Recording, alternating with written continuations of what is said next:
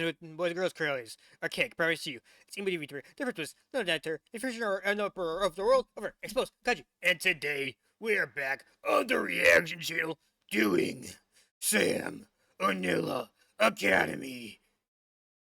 And today's episode is Animals in Space. A brief history. But yeah, we're doing some more Sam Onilla Academy. I've been having a lot of fun watching Sam Onilla Academy. So yeah, I've kind of been binge watching a bunch of episodes today. Uh, and today, in today's reaction, we're gonna be doing the animals in space, which there's actually been quite a few animals in space. I know they put chimps in space. I know they put some dogs in space. I think there was like a story like they put snails in space, see if they would survive in space. And I think they put roaches in space. I think. I could be wrong. But those I think like I know for sure there were chimps and dogs. But I could have sworn they also did like snails and roaches too. Those are the ones I know of. But yeah, and I know they did quite a bit, especially like during the Cold War between like the Soviet Union and the United States. They would also like back during like the space race, they would like shoot all kinds of animals into space. But yeah, anyways. Sam Onilla Academy. In today's episode, Animals in Space, a brief history. Hey kids, animal test subjects have always been an important facet of science, since they allow us to study. Not a fan of human testing, or not. I'm not a fan of animal testing, right? Like if you're not willing to test on humans, then you shouldn't and then you shouldn't want to test on other animals. You know what I mean? Here's my thought process, right? If you aren't willing to do something to a human, then that same process should be, put on towards other animals, like dogs, cats, monkeys, gorillas, horses, whatever, right? Like if you're not willing to do something to a human, unless you're Imperial Japan, of course, or Nazi Germany, but those guys are just built different, in the messed up kind of way, built different. However, not that this has anything to do with today's episode, right?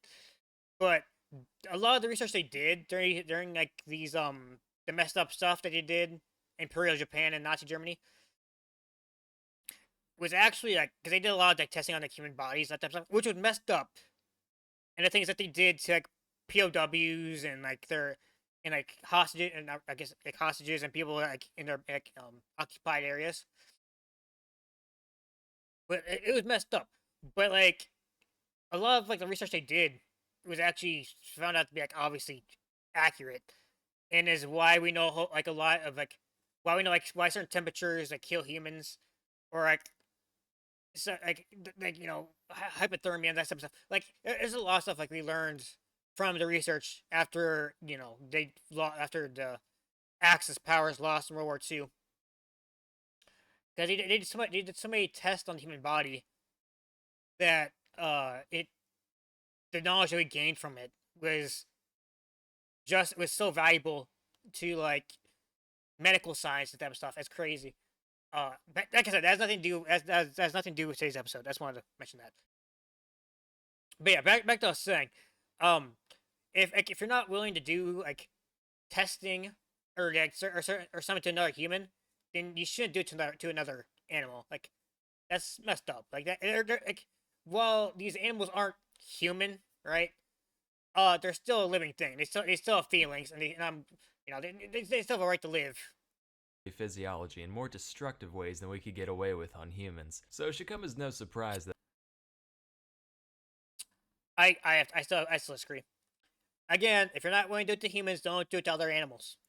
over the years, there's been a lot of creatures haphazardly thrown at the cosmos against their will. Here's a bunch of smelly animals that achieved more in their short lives than you ever will. Fair. Quick disclaimer, this is by no means a comprehensive list, not even close. We'd be here all day if it was. More so just a highlight reel of the ones I found the most interesting. So the Great Zoo in the Sky was first founded in 1940. Do you have like a Wikipedia page about this? Animals I can't spell. I'm sorry, I'm illiterate. Also, this is a new keyboard, so I'm still getting used to it. Timeline.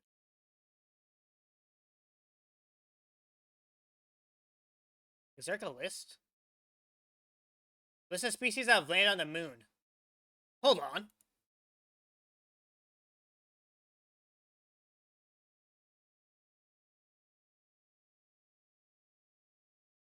Targe water bears. Moss piglets.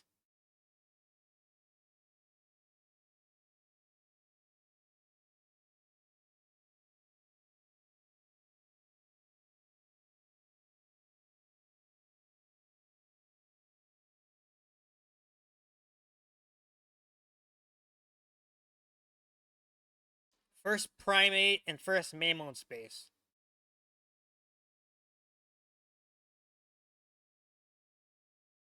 Bro, imagine humans not being the first primate and first mammal in space. That's crazy.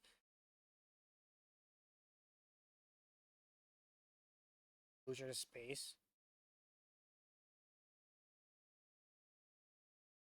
Oh, but he's like his own little suit too. That's adorable.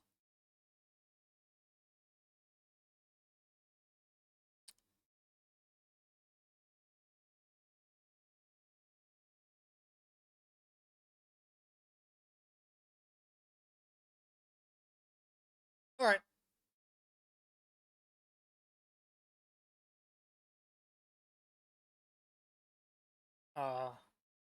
Is there actually like a list?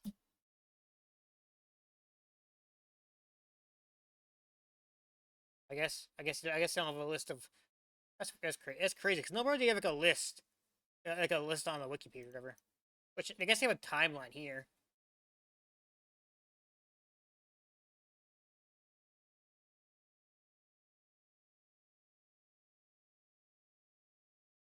Yeah, I guess the closest thing you have is list of species laying on the moon.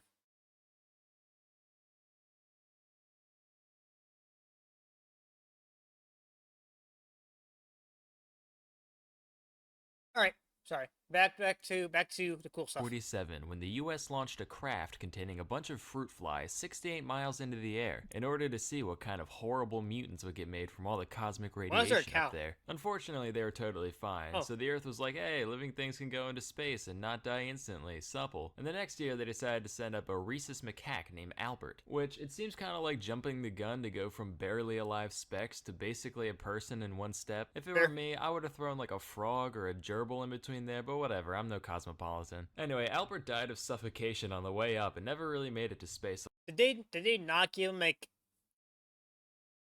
okay. I guess it was like the first primate that they put into space. Like you would think, I guess they didn't right know at the time because they didn't understand space and as well, like you know how like the environment space is or whatever. But like you would think they'd put like some kind of like suit or something, some way to keep him alive. Alive. Fun fact, this rocket was actually a V-2 missile stolen from the Germans after World War II. Oh. So just in case any of you have any sympathy for those Nazi characters, they're technically responsible for the death of a poor innocent space monkey. Pretty condemning if you ask me. But I guess the US felt pretty bad about it, so they decided to deal with their grief by naming the next monkey Albert II. Pretty unhealthy coping mechanism according to my shrink, but she also thinks Punk is dead, so what does she know? This Albert actually made it into space alive through a grand effort incorporating all the incredible cutting-edge technology that the atomic era had to offer. And after all that, they goofed on the parachute, so Albert II turned into a fine red mist on impact. Which just goes to prove the age-old adage, you can lead a monkey to space, but you can't make him land. There were a few more Alberts after this. Albert 3 fucking exploded. Albert 4 made it up, but he had another tissue paper parachute what don't work for heck, so he's out. Albert 5, yet again, bad shoot, liquefied on impact, until finally, in 1951, on Albert number 6, they figured out how to make a big blanket that consistently makes you not immediately... Here's my question. Like, is this not a crime? Like obviously it's animal cruelty, but I mean, bruh, Like, how can you get away with this type of stuff? Again, like, bruh, like if you're not willing to do this to a person, why would you do it to like a monkey, like our cousin? Like these monkeys are like basically human. Like these creatures are basically human, right? They're like our cousin. Like, is there no remorse at all? Like that's like messed up. Immediately die when you fall from the sky, and the monkey was recovered alive from the capsule alongside his 11 mouse roommates. Oh, Of course, he died 2 hours later, what? but hey, still counts. Earlier that same year, Russia launched 2 little pupniks named Tsigan and Dzik, both of whom came back unharmed. These 2 were the first vertebrates to ever leave Earth and come back alive. Then in '57, the Reds snagged another achievement by putting the first living thing into orbit, besides the bacteria clinging to Sputnik 1, but they're losers, we don't talk about them. Oh. Specifically, they launched one brave and daring dog from the streets of Moscow, probably the most famous animal to ever go into space. You know its name well. That dog is, Space Bud? of course, Airbud. Oh. Unlike those other guys. Airbud. That's what I was thinking. Not Space Bud, Airbud. Yeah, good for him. That not only can play basketball, but he also go to space. Man, that's one accomplished dog right there. As we talked about, Laika was never planned to be recovered intact, since we barely knew how to put something into orbit by this time, let alone bring it back. But they still wanted to make sure she stayed alive long enough to at least reach space. So before the mission, they put her through the most rigorous canine space camp that Russia had to offer, throwing her in a centrifuge for a while to get her used to G-force, making her cage progressively smaller to get her used to. Dude, that's messed up. That poor pup. That's not okay. This is literally, bro. This is literally animal cruelty. Cramped spaces, which made her just not shit anymore What? at all, but that's a The extensive closed confinement caused them to stop urination and defecation? What? How does that happen? Like, those are basic functions that a living thing that animal needs to do. Like, what did they do to this dog? They make it stop using the restroom. That's messed up. different story. They also switched her diet to a special high nutrition gel that she would have eaten after takeoff, had her brain not crapped out from overheating within the first few hours. In '59, the US strapped 2 monkeys to the nose cone of a Jupiter missile and actually got them back alive afterwards, which is crazy mostly because these things withstood 38 Gs of acceleration. Jesus. For context, that's the force that makes even trained pilots lose consciousness times 4, or this thing times 12, or Jesus. roughly the same forced experience when you realize that's not a normal speed bump, but one of those evil tiny ones that ruin your life. You know the ones. Well, that's what you get for doing 25 near a hospital, Sam. Well, hey, good thing I'm already here considering the ballistics test that just went down between the roof of my car and my frickin' skull. Jesus. So in '61, we graduated from monkeys to great apes, sending up a chimpanzee named Ham. Remember Space Chimps? Yeah, it was that. Frame for frame. Andy Samberg and all. What's special about Ham is that he was actually trained to pull levers and slap buttons while up in the ship, being rewarded banana pellets for completing tasks and getting his feet tased whenever he messed up. Sounds like that's a not okay. cartoon, I know, but I promise it's for real. Meanwhile, that part's not okay. Like, having him, like, train him to, like, pull levers and push buttons. Like, okay, and he gets reward for it. That's okay. But they fucking tase him if he gets it wrong. That's not okay. Like, let's give him let's give him the banana pellets. He's being a good boy. He's doing his best. While the Soviets were busy putting a big, bald, smart ape into orbit, no big deal. France saw the US and Russia sending up monkeys and dogs and felt left out, so in '63 they launched a cat into space, and we're like, yeah, that's cool and unique. Of course, the French would want to get involved, and instead of setting up a dog or a chip, they set up a cat. Good job, France. Good job. I respect it. It was different. I'm one of the popular kids now. In '68, the Soviets saw the rabbit making rice cakes on the moon and said, how about a tortoise for that hare, launching 2 of them into deep space, all the way around the moon and back to Earth, where they were recovered alive after their capsule landed in the ocean. Kinda cheating when you are your own crash suit, but an impressive feat regardless. In '73, we put mummy chogs in space. What's a mummy chog? It's one of these things. Like a fish, but real rough and tumble. Tolerates low oxygen, weird pressure, high salinity, dishwasher safe, Energy Star rated, you name it, sister. At first, they could only swim in circles, but after a couple weeks, they actually adapted to zero-G and figured out how to maneuver properly. Even more interesting, we also brought mummy chog eggs, and when these hatched, the little mummy choglets knew how to swim in zero-G immediately. That's Kinda crazy. spooky, honestly. That same mission also sent up some spiders, who managed to spin some webs. Trash webs, mind you, but hey, they managed. In 78, The Muppet Show aired Pigs in Space for the first time. In 85, we cut off the arms of a bunch of newts and sent them up to see if they grow back the same. I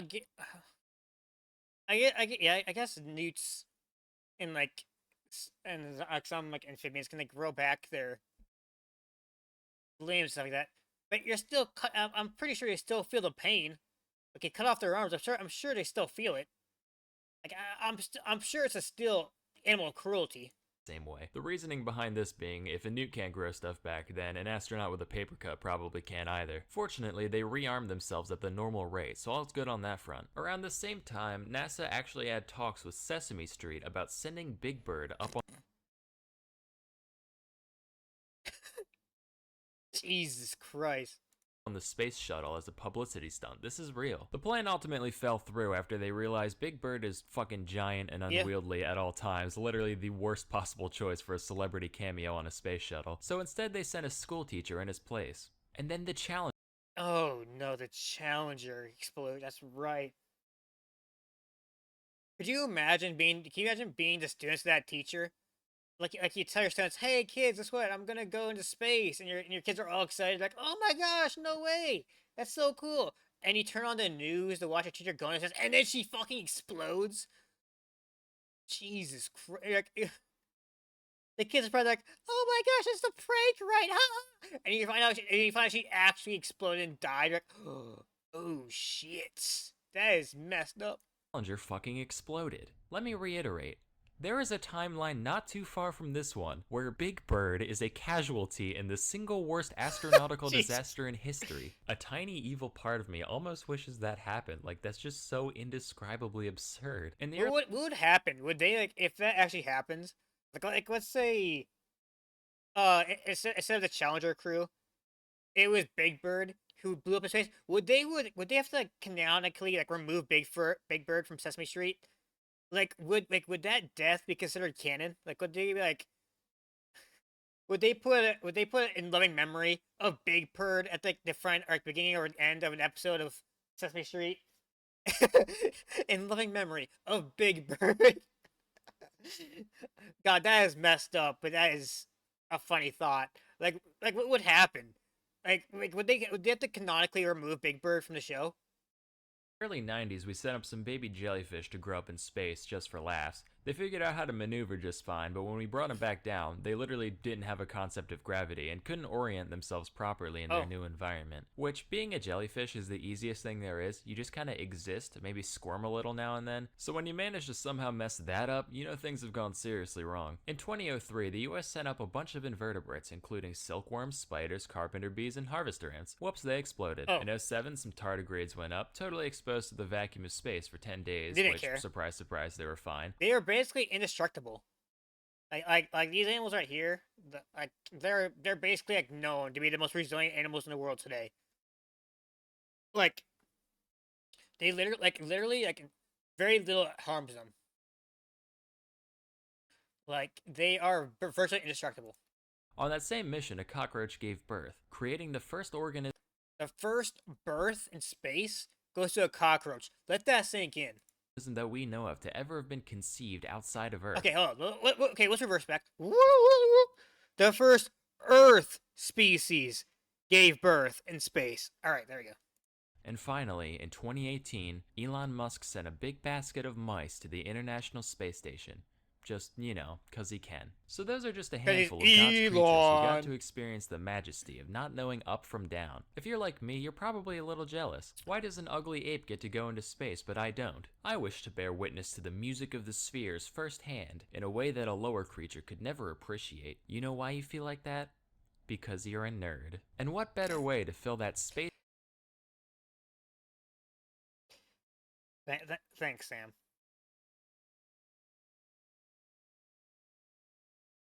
But yeah. Crazy stuff. Crazy. bro, like, I'm kind of mixed on the whole going to space thing. Like, I've been fascinated with space since I was a little kid. And for the record, Pluto is still my favorite planet. I don't care what anybody says. Pluto is a planet to me, damn it. I love you, Pluto.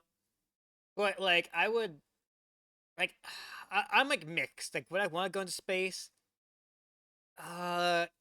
Like, if they give an offer, right? Like, if, like, we need, like, I don't know, 100,000 people to go to Mars, to colonize Mars, whatever, right? Would I do it? And like let's say let's say it was like a free thing, right? Like let's say like, if Elon Musk was like, "Hey, we're like the richest people in the world, like Elon Musk and like Jeff Bezos and like a bunch of like the richest people in the world came together and like, hey, we want to colonize Mars, uh, and to expand the Earth's universal empire, right? We need 100,000 settlers to move to Mars. Would I do it? I'd probably think about it. Like I think that'd be kind of sick. Like that'd be kind of cool.